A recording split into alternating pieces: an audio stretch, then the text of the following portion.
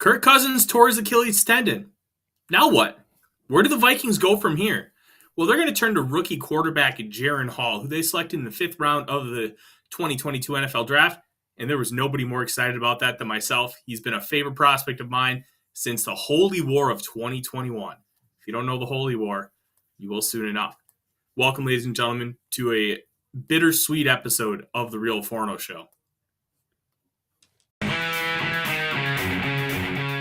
Welcome to the Real Forno Show, hosted by Tyler Forness, the managing editor of USA Today's Vikings Wire, writer for the College Football Network, publisher of Substack Run In Shooter, host of The Good, The Bad, and The Hungry on the Voices of Wrestling Podcast Network, as well as a founding member of Vikings First and SKOL.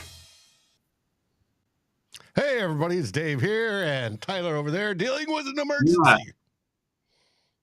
Yeah, it's going to take me a few minutes, Dave. As you can see, my lights are down. My roadcaster turned off.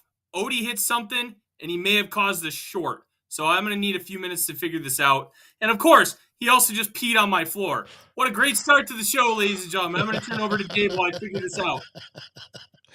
Hey. Like I said, Tyler starts with an emergency.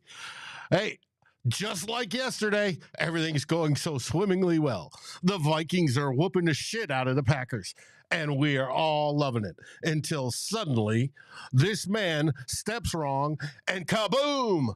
A nuclear explosion happens behind his right heel as his Achilles tendon goes boom.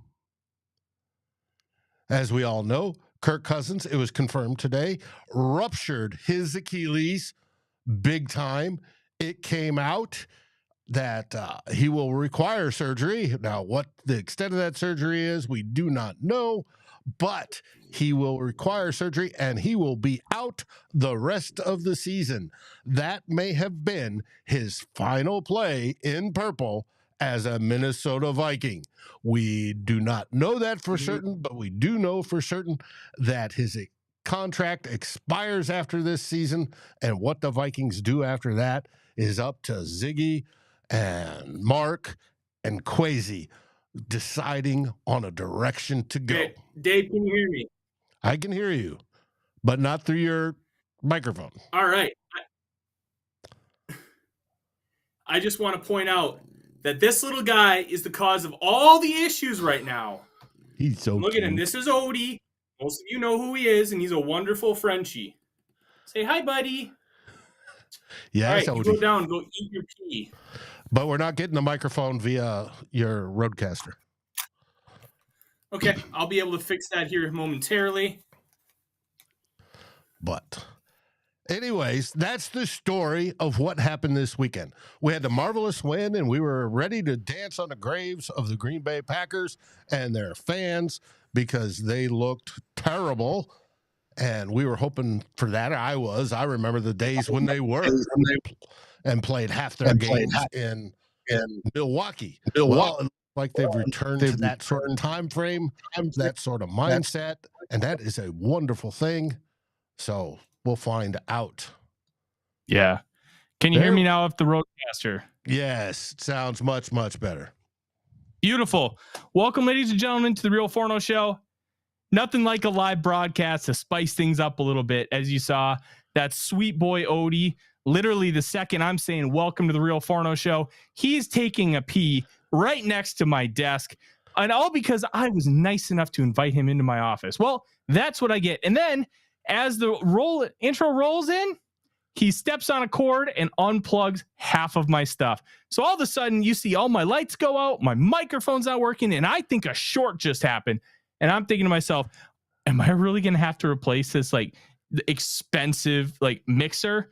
If I did that because I let my dog upstairs and didn't make him sit downstairs and watch me on the television, I was going to be very upset. But here we are. Everything's good, except I have to smell dog pee for the next 30 minutes. At least I know where it's at so I can kill it later. In the meantime, Ladies and gentlemen, the start to this show is really the dichotomy of what happened on Sunday afternoon. And it's frustrating. I can see Delton saying that my voice needs to be synced. We'll see if that corrects itself over the course of the show, just because It usually there's will. not a whole lot. Yeah. Mm-hmm. I know when I record Purple Daily on Draft, that's happened a few times, and then a few minutes in, it just fixes itself. I don't really know how else to explain it, but having a great start to the show, and then all of a sudden your dog pees on the carpet and then unplugs half your stuff, kind of fits with what the Vikings dealt with against the Green Bay Packers. Got to a 24-3 lead, and then as they're trying to, when they're up 24-10, they get to almost the red zone, and then Kirk Cousins takes 2 sacks in a row, and he steps funny. Achilles pops, and then that's the end of his 2023 season. Now, look, here's the thing. It's hard to be mad at any one specific thing. It's hard to be genuinely upset at anything other than, man, this is just awful, awful luck. Because that's all it is. It's awful luck. Anytime you are a professional athlete and you step onto a field, court, rink, whatever it is, you take a step, you are risking that kind of injury. It's weird because when you or I take a step onto a basketball court at like a local park, we're not taking as much of a risk as these athletes are. And let me kind of explain why. The way these guys train day in and day out, and the stress they put on these muscles, these tendons, these ligaments, they become more susceptible to being torn. It's just a fact of life. Aaron Rodgers tore his Achilles barely doing anything. Same kind of situation that Kirk did, which is an odd irony, but they both tore it. Aaron Rodgers might be back for the playoffs. I don't think Kirk Cousins will be. He's going to have his surgery in November, and you can maybe rush it back in 4 months. You can't rush it back in 2. And well, you're not even supposed to rush it back in 4 months. 9 months is generally the minimum. Usually a 6. year. It's 6. Okay. It's 6 to return. They say it's almost 2 years to be back at full strength, just because of it doesn't feel like it would be a massive injury, but where it is, like say this is my foot and then this is my leg. The tendon snapping from here to here, and that's when you see that calf reverb, and it almost looks like it's like a bungee jump. And his heel slammed to the ground at that point. And when you see that, when he stepped back and put pressure on it, and that it snapped and that heel slammed down, it went. It's like a big ass rubber band back there. And when it snaps, it snaps. And there's nothing holding that heel back up. And that's what caused it. Now, people question whether his cleats got caught in the grass or not.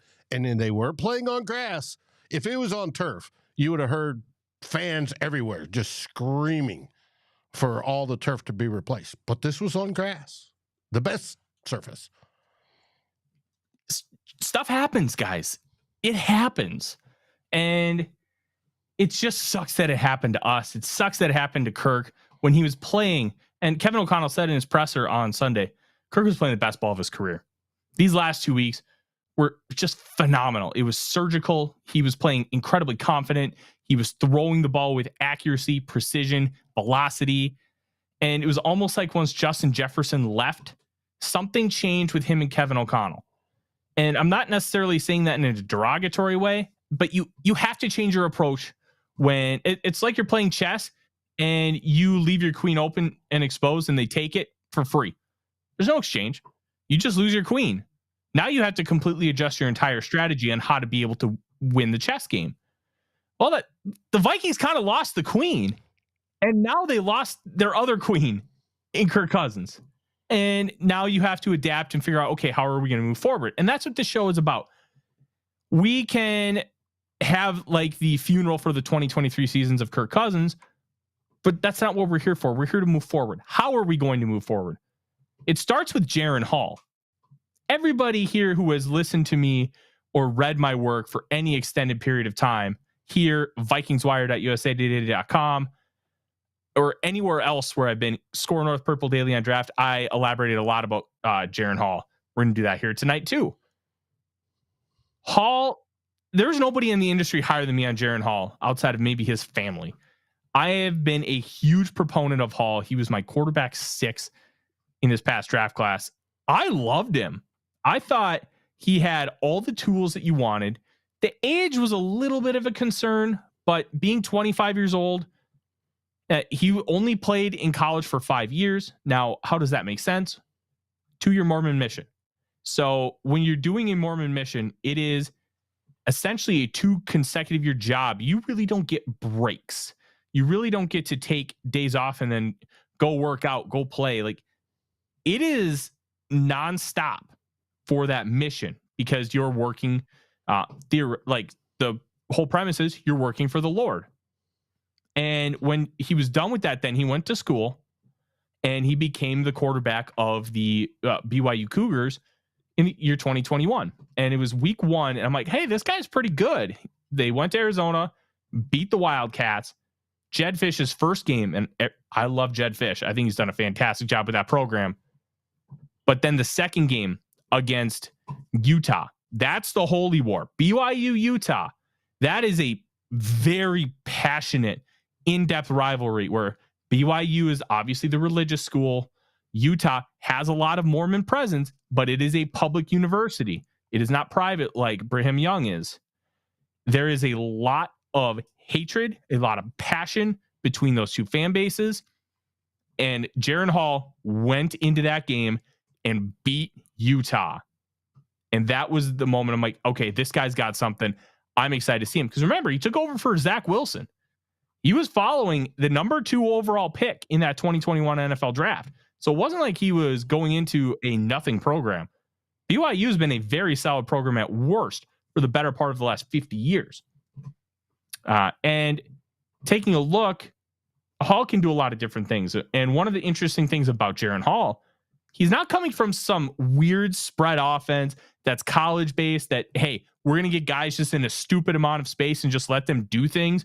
You can't do that kind of stuff in the NFL. Jaren Hall ran a Kevin O'Connell style offense with college formations. What does that mean? They used college spacing and they were able to maximize that, and they spread people out and they ran most of it out of the shotgun, but they used the same core principles. So you have like core principles like dagger, which is you have 2 receivers. All right. The thumb runs a go, and the finger right here runs an in route. Okay. So the inside receiver clears out, and then the outside receiver runs that in. Should be wide open every time. That's the premise of dagger. It's one of the core concepts that the Minnesota Vikings use. And it's a core concept of this McVay-Shanahan style offense. It's an easy way to hit the intermediate level of the field for 10 to 15 yards. You can't just spam it every single time, but there's so many different ways to get to it. There are different formations to be able to utilize it with. And they used a lot of that. They used a lot of flood concepts, sail, wave, rail routes. They were doing a lot of the same things that Kevin O'Connell likes to do with the Vikings. So when you look at, okay, theoretically, Hall should have a little bit of an easier time picking up the playbook, but it's also a different playbook. It's an NFL playbook. Each play has multiple checks, multiple formations. I could tell you that, hey, we're going to run dagger. Kevin O'Connell could theoretically have like 25 different ways to run dagger. That's just one concept. But you can run it out of different formations. You can run it out of different sets. You can run it out of different personnel groupings. And because of that, it makes things a little more complex. And each one will have its own check. So if you're going to run dagger with 2 receivers on each side, okay, so what am I looking for with this safety on the right? What am I looking for at the line of scrimmage? If I see this, am I going to check out of it? Am I going to do something different? There's so many different things that you have to know as a quarterback with a playbook that we don't think about. Let's relate it to like working in a kitchen, because I know a lot of people like to give me crap in some of these comments that I used to be a fry cook. Yeah, I was 20 years old. Like, who wasn't a fry cook or something like that at 20 years old? So if you are at like a Fuddruckers, and at Fuddruckers, if you remember that restaurant, it was a burger joint. So you had a burger, and then there was like an immense amount of toppings you could pick from. And each play is like its own topping, each formation. So you have a burger with 25 different toppings on it. Just imagine how many different types of burgers you could make with that. That's kind of what this playbook is. And that's why it can be really difficult to really grasp everything and be confident enough in all the checks. And Kirk Cousins even said that in the first episode of Quarterback, where they went to Philly and they lost, and Kirk was like, man, he was second guessing himself. And he talked like, I don't really know this playbook as well as I thought I did. And that's okay. Now he knows it and he was maximizing it. But now we don't get to see the net benefits at the end of the season, which is a real downer. But now Hall gets to step in. He sees how Kirk operates. He sees how Kirk does X, Y, and Z. He's able to absorb. Now, it's hard to really judge him based off of the first few plays, because you're going into a game where you're a backup. You're going in ice cold. You've never played an NFL game before. And it's like, all right, here you go. Let's see what happens. And now he's going to have a full week of practice as the number one. And he's going to have a game plan tailored around him, his skill set, a simplified game plan. So this week, I don't expect it to be a super intense game plan. It's probably going to be a lot of simple stuff. And then they're going to build upon that as the game goes on and he gains more confidence. But he didn't look like an adjunct disaster against Green Bay. And I think that's the biggest thing. And David makes a really good point in the chat. Hall needs to speed his reads up. That's his biggest issue right now. Processing, understanding what he's seeing and understanding it quickly. He's not there yet. And that's okay. He doesn't have to be there yet. He's a rookie. You want to see growth. And you know what? In the preseason, Hall showed real growth.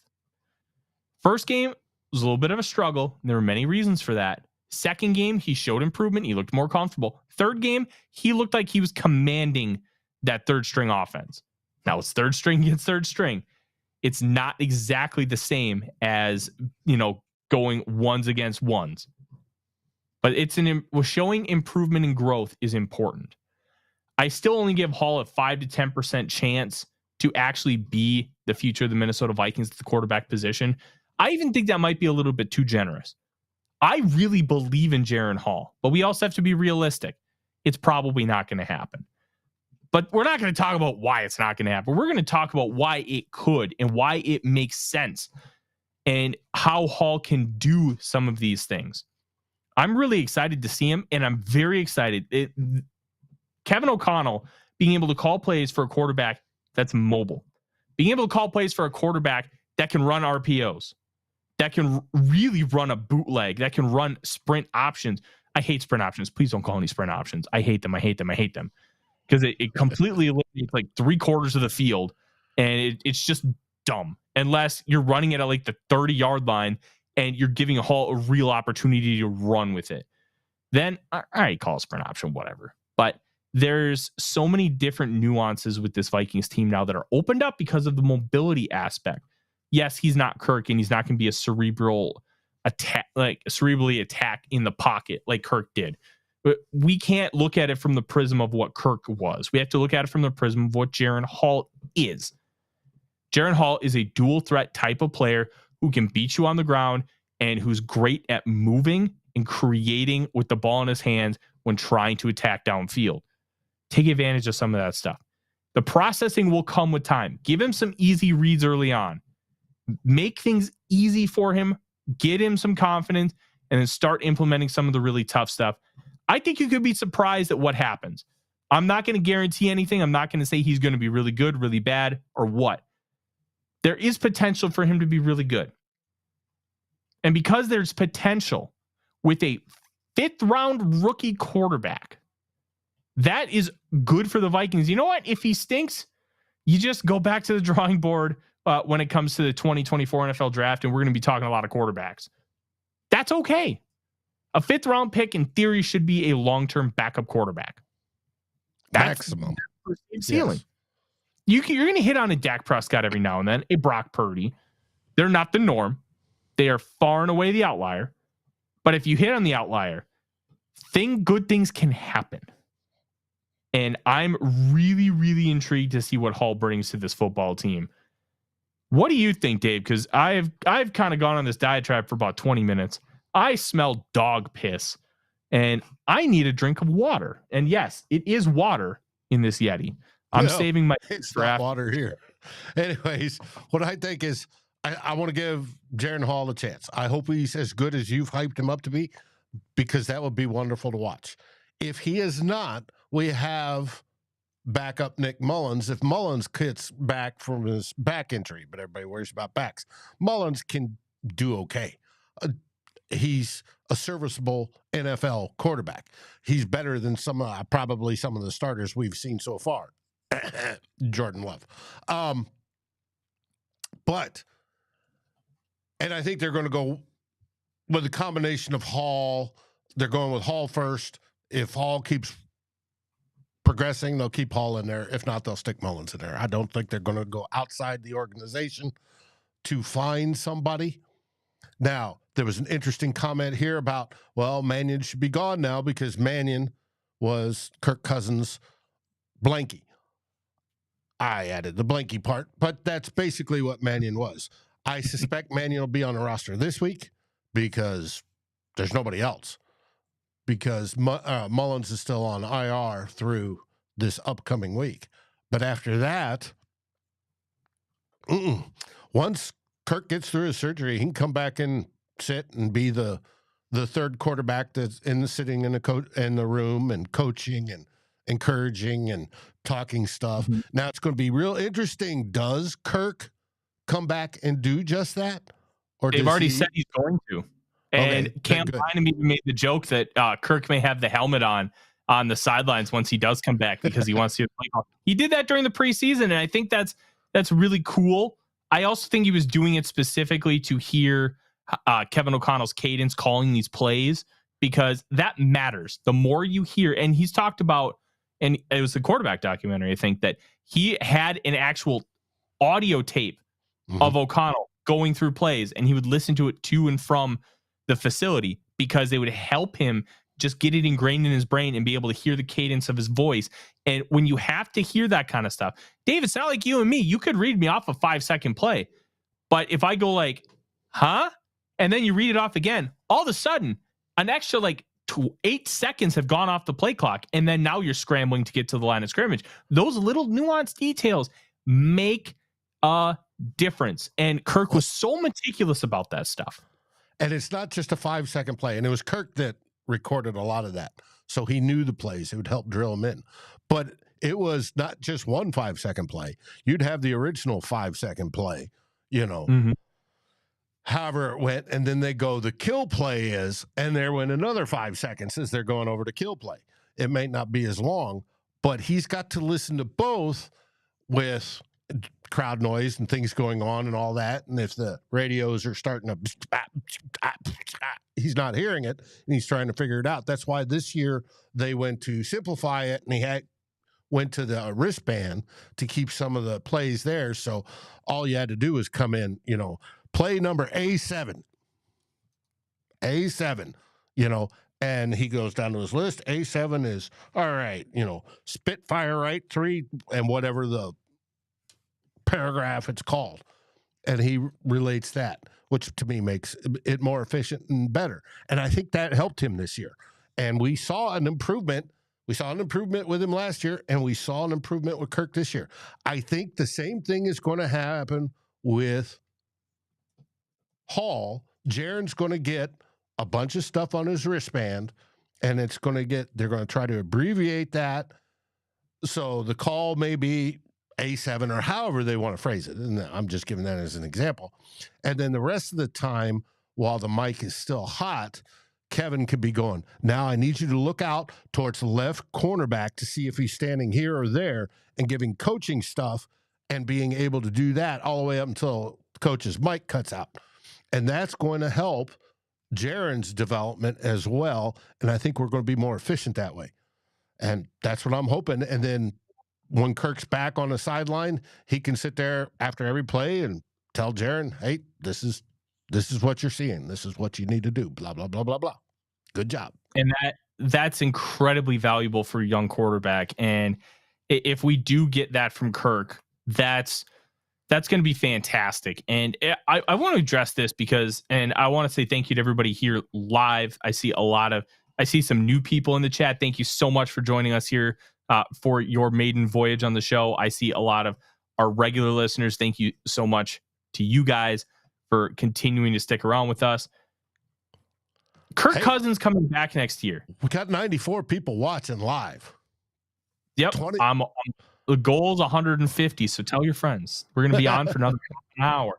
Okay. I want to talk about Kirk Cousins coming back next year because I think it's more likely now than next year. And I know that's not necessarily going to be the most popular take in the world, but hear me out here.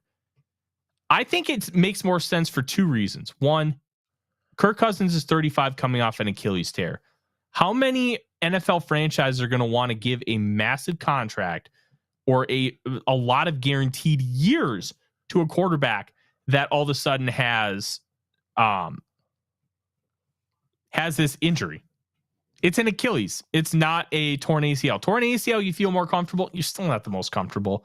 And I think Patrick's daughter, Della, can agree. Hey, Della, let us know if you agree that a torn Achilles is hard to come back from. All right.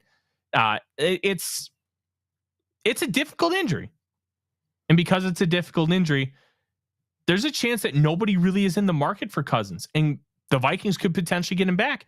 And maybe it's at a discount. These are all hypotheticals. We are living in the land of mystery right now with the future of this Vikings franchise, because we just don't know what the quarterback position is going to be. And there's a fear of the unknown. And because there's a fear of the unknown, maybe the Vikings end up keeping Cousins for an extra year and they draft the quarterback of the future and Cousins is a bridge guy. Maybe Cousins takes a deal for $20 million because nobody else will offer him big money. And then he proves that he's the guy he was, and then he hits the free agent market again. Maybe he gets that 30, 35, 40 million that he wants. I think that's an interesting idea. And because of the injury aspect and hitting the market at arguably the worst time possible for a 35-year-old Kirk Cousins, it's a very plausible idea that he could be back at a discounted rate next year. Now, should he be at a discounted rate? Should he come back? We can talk about that at another time. But I think it's now more likely that he comes back than it was before because of those facts and the fact that it is a really devastating injury. If he chooses to come back, there is still the outside chance that he looks at this, gets this in a few months worth of rehab and stuff, and Julie talks to him and says, hey, we've made enough money. Let's just call it a career. That's a possible. Yeah, there's a lot of different things. And you know what? If he does call it a career, there is a very possible chance that the Vikings sign him to a fake contract and put him on the reserve retired list. Now, teams have done this before, and the Saints did it with Drew Brees, where they like prorated money and basically they spread out his dead cap that he was already going to take over the course of multiple years. Kirk has dead cap over the next 4 seasons.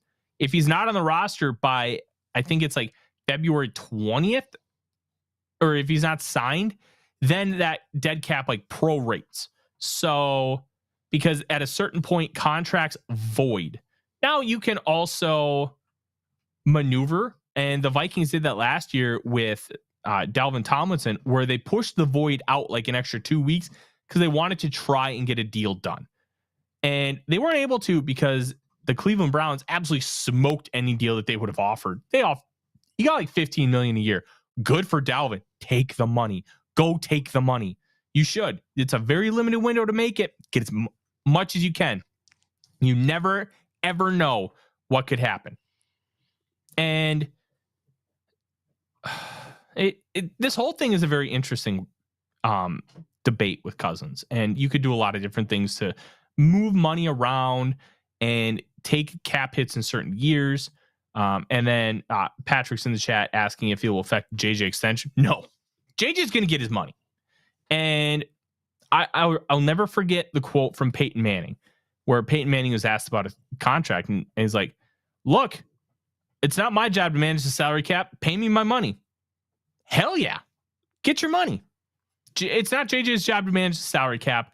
They want to do both. They're going to do both, and you're going to have to make sacrifices at other spots. And I think it's a very plausible option. I think it's a possible one, but we'll find that out in February and March, because by then we're going to know how it's healing. It won't be fully healed, but theoretically, after you rupture an Achilles, it takes 1 to 2 weeks before you have that surgery, because you want the swelling to be down and you want to make sure that there's no other outlying damage. And it's not a surgery you need immediately. You need to have it, but you want to make sure that the swelling is low enough so you do a second scan and make sure that all you're doing is the Achilles. And if it's not, then you look at it from a different perspective and you take a different approach. Outside of that, Dave, we've talked a lot about Cousins. We've talked a lot about Hall. I think we need to discuss, before we touch on the Vikings beating the Packers, we need to discuss some of these trade options. There have been a lot of options bandied about by a lot of different people in sports media, people not in sports media, fans, and even people who aren't necessarily fans of the Vikings. There's a lot of different things coming around from a lot of different people. And I even bandied about it. I kind of took a look at quarterbacks that are available or could be available. And I compiled a list of 11 different quarterbacks that I think the Vikings could potentially acquire. And I tried to be as realistic as possible with the list. Sometimes being realistic isn't necessarily the most advantageous, because realism means no Tom Brady, means no Drew Brees, no Matt Ryan, no Kyler Murray. No, I don't think Kyler Murray is realistic at all. I don't think he necessarily fits everything that Kevin O'Connell wants to do. I think some of that is his size, plus the injury history is not great with Kyler. Now, he's a great talent, but if you're going to pay him a ton of money and pay a bunch of draft capital away, you want to be certain on some things. And I don't think the Vikings will be in on Kyler Murray. So now you're starting to look at other interesting avenues. Okay. Dolphins quarterback Mike White. He played relatively well against the Vikings. Great intermediate passer. Not exactly what you call great measurables as far as height and his arm strength, but he can do the job. Davis Mills, 6'5", with the longest neck in history of football outside of Merton Hanks. But he played some pretty good football in his first couple years before CJ Stroud took over. And then you have Case Keenum, also from the Texans. We know the Minneapolis Miracle. Great veteran hand to have in the room. Ryan Tannehill is just a worse version of Kirk Cousins. I don't think that's a good option because he's got a $27 million salary. So prorated, you're going to give him around $14 million. I don't like that at all. Trey Lance is always going to be an intriguing option because he's young. He has a lot of talent and he needs to play. You give him 3 weeks to learn enough of the offense, considering he comes from the Shanahan tree. That might be enough to be like, hey, you have 6 games. Show us what you got. At the worst, you're paying $5 million for a backup next year. Not ideal. Not the worst in the world. Trey Lance is probably nothing, but there's always that potential because he was a 3rd overall pick for a reason. And the 49ers, for multiple reasons, were not patient with him at all. And he just kind of got the short end of the stick. Jameis Winston is always going to be an interesting option because, well, the dude can throw. The dude can play the position. He just makes too many dumb mistakes. And that's evident by his career touchdown interception ratio being 139 to 97. That's a little too close for comfort. That's like high school numbers. I put Chiefs quarterback Blaine Gabbert on there. Look, I don't think the Vikings are going to trade for a guy like Gabbert. They'd probably just sign Colt McCoy, but there's potential. Marcus Mariota has a lot of starting experience with the Eagles. Teddy Bridgewater, we know Teddy. Like this, and then to round off the list, you have Jacoby Brissett from the Washington Commanders and Carson Wentz, who's a free agent. None of these guys are great options. None of these guys are going to put you over the top or keep you afloat in the playoff hunt. So why do it?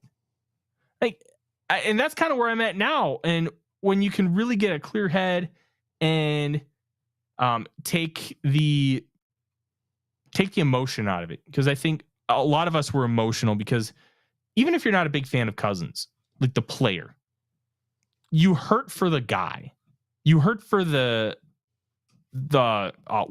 work ethic, you hurt for the person, you hurt for the team, you hurt as a fan. There's so many different ways that the emotions can get to you in that moment. So once you kind of clear it out, I think the best move is going to be like trade for a Case Keenum, just another veteran to have in the room. You're not going to pay much at all, or you just sign Colt McCoy. If you really believe Kyler Murray is the guy, thank you, Patrick. We greatly appreciate that super chat. Super chats are always available and incredibly appreciated.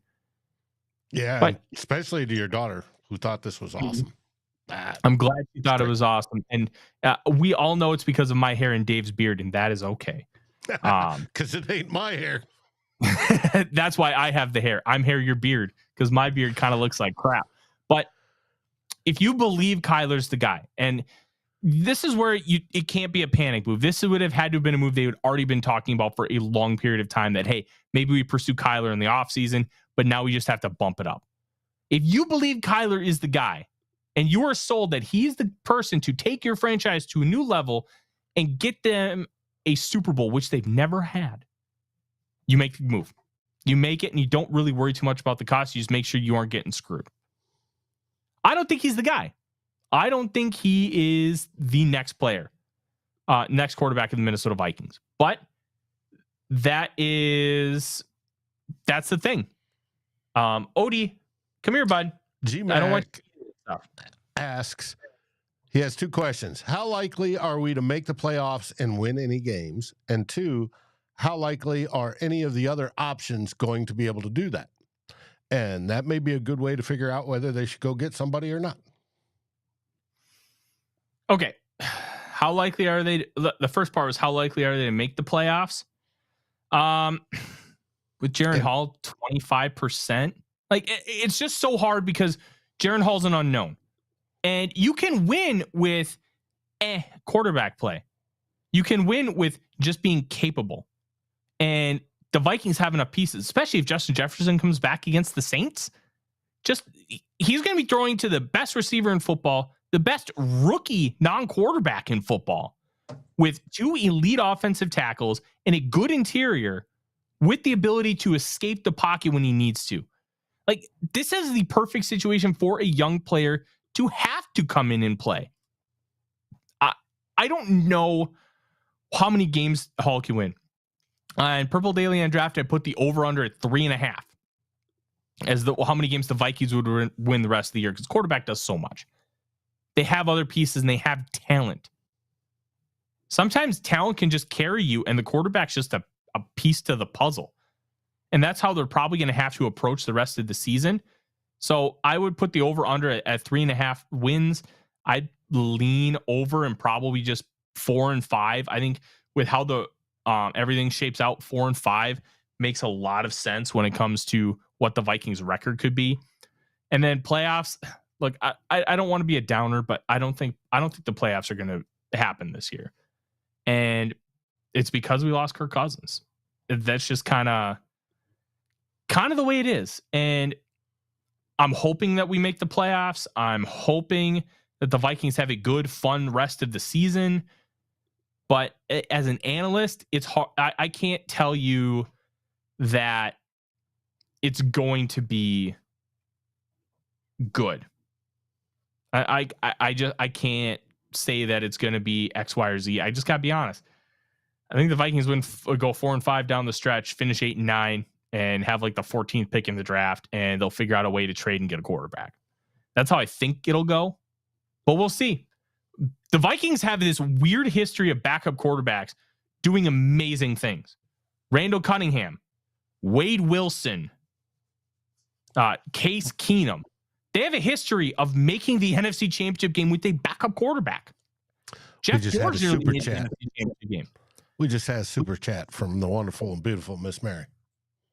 Oh, we did? Well, thank you, Mary. You were so kind. Mary is one of the best people in all of Viking social media, and I'm including the YouTube. Mary is an incredible person, and we're glad she's doing well. Thank you very much. But it's going to be really interesting to see how they approach this, and I hope that they don't sell the farm for a quarterback. Now, I want to go with another angle before we talk about the Vikings and Packers. You could make an argument that the Vikings should actually try to improve their defense to make a run and just deal with the lumps from Jaren Hall and figure out how you can improve it, how you can get better with him. And my wife is in the chat now. Odie is with me, and he peed on the floor and almost destroyed all of my electrical equipment in the office. But no, we're good. He just unplugged a cable, and I thought he shorted out my system. But when you look at what they could do, I really think improving the defense could be the right way. And let me explain why. Yeah, Patrick, you're right. But I'm not going to gaslight you and say Jaren Hall is the savior. That's actually my joke name in a Discord chat that I'm in, that Jaren Hall is the savior, because of how high I am on him. But I'm just going to try to be real with you. I'm going to tell you why he could be, but we have to be realistic, and he probably isn't, and that's okay. I think what you do here is if you target a guy like Chase Young. So here's my theory. You need multiple pass rushers, especially in this defense, to be successful. And if you get Chase Young, and you bring him in, okay, and you put him opposite to Danielle Hunter, and you give Chase Young an extension, and then you give Danielle Hunter an extension, and then you give Marcus Davenport a smaller extension because of all the issues he's had, but you put him at 5 tech, defensive end in a 3-4. You don't put him at edge.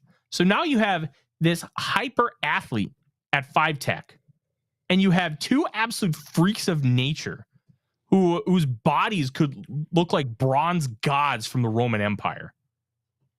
Now all of a sudden you have those two guys rushing off the edge. And it's like, uh-oh. Now we have something that we can deal with. Now we have something that we can really wreck offenses with. And it's a long-term idea. It's a long-term play. This is the playbook that the Vikings utilized with TJ Hawkinson. They took Hawkinson. They needed a short-term fix, but they didn't just go for a short-term fix. They went for a long-term solution. And by getting that long-term solution with TJ Hawkinson, now you have 3 great pass catchers to help out your young quarterback. Jefferson, Addison, Hawkinson. And Osborne is playing really well the last couple weeks as well. So if you improve the defense and get the defense secured at edge, and then Marcus Davenport, you move him inside, and the Vikings play 3 edge rushers a lot anyway. So all of a sudden, hey, you have 3 edge rushers on the field, and they're all big, strong, insane, stupid athletes. That's a pretty good recipe for success, especially in this defense, which is incredibly aggressive, and you need pressure from these players. Chase Young is now looking like that second overall pick that he was in the 2020 NFL draft. He tore his ACL early in 2021, and it was bad, and he only played, I think, 6 games the following year because of it. He looks like the guy now, and he can be had potentially for a second-round pick. Now, maybe you can maneuver with Washington and be able to get something back in return, maybe a 5. Chase Young and a 5 for a second. It feels expensive, and it is, but what is that guy going to bring for you long term? Chase Young is like 24, 25 years old. So if you sign him to a 5-year extension, guess what? His contract's done when he's 30. Danielle Hunter turned 29 yesterday, and look at how well he's still playing. If you were going to make league in sacks, if you were going to make a trade, I think that's the route you have to go, or you get Keenum for like a 7th round pick. Like, it's not the most sexy thing in the world, but it's plausible, and it would impact the team in a positive way. Now, is it positive enough to be able to give up a draft pick? We can have that debate. We really can. But I think that if you're going to make a big move, make it long term. And that's with somebody like Chase Young. Chase Young can be an impact player for you for 5 to 10 years. And if you can do that by just giving up a little bit extra salary cap space and giving up a second round pick, hell yeah, let's do it. Let's absolutely do it. But there's a lot of different things to look at before you make that kind of move. And if this competitive rebuild thing is real, you secure the edge rusher and you build up your defense and take a little stress off of Jaren Hall's shoulders. It's a win now and win later move. And it would not shock me if the Vikings chose to do something like that. Now, I will say, I'm not reporting this and I don't expect this, but if it happens, I'll be like, I get it. I get it completely. And I want to know your takes here, Dave, because I've kind of been going on for a few minutes and I'm looking at Odie and I'm thinking he might want to pee on the floor again. Well, first off, we have a little over 20 hours before the deadline. Deadline tomorrow is at 3:00 for trades. Any trades we should hear about right as the deadline happens. If Kwesi does indeed make some. Now, when it comes to the Vikings trading, fully expect that it's Kwesi and the Wilfs that sign off on anything. The Wilfs will be heavily involved in that. And so Kwesi is quasi-handcuffed on what he can do. And yes, KOC will have inputs, but he doesn't have the choice. All he's hoping for is to have the best players available that he can coach. So if it happens in 20 hours or so, hey, I'm cool with it. I like the idea of that on the defense, but it was asked today on One Bar Lepicus, what do you expect them to do? And I told everybody, expect nothing. And maybe you'll be pleasantly surprised, but expect nothing to happen because that very well may be what happens. Nothing. Yeah, nothing is the more likely answered, because there's a lot of varying factors. There's a lot of moving parts to this whole discussion, and nothing is likely. But we have spent good 50 minutes talking about the trade deadline, talking about Kirk Cousins, and I want to talk real quick before we go about this Vikings-Packers game. If you pay attention to my Odie, what are you doing? Did you find a squeaker in there? I think you found a squeaker in a lamb, and I didn't think there were any squeakers in there. Or he's just being Odie. So, look, I thought this was really good. If you pay attention to my Twitter account, I'm going to be posting clips because I'm going to be starting to watch the All-22 as soon as we're done with this show. And look, this Vikings team, they played really well. The PFF grades aren't going to reflect how well they played, especially on defense. They forced, I think it was 6 3-and-outs and 4 consecutive 3-and-outs to start the game. The Vikings defense, before they went into kind of a prevent shell, once they went up 24-3, they were great. They were getting in Jordan Love's face. They were penetrating in the running game. They were attacking receivers in the open field. And they forced a turnover, and they also forced 2 turnovers on downs, which were both really important. This defense was playing really well. They had their best performance of the year. And I think it's very possible that this defense continues to just play better and better and better because they're getting more comfortable with the scheme. The players are gaining more confidence. The players are getting more comfortable with just everything. They're getting comfortable with each other. And Brian Flores has done a phenomenal job with this unit. And it's really astounding at how poor they were coached last year, considering it's almost the same group and it's better. I can't wait to watch the All-22 because I want to see the offensive line. They didn't grade out very well, but I thought the live watch, they played really well. Now there's the back-to-back sequence where Darrison O'Neal got beat, and then the interior passed off Kenny Clark poorly, and then Kirk Cousins tore his Achilles. But outside of that, and then the strip sack where Hall just needs to be able to feel that step up in the pocket a little bit and make the throw. And that's where that slow processing comes into play, Dave. Like, outside of that, I thought they played really well. And I'm excited to kind of see what that looks like.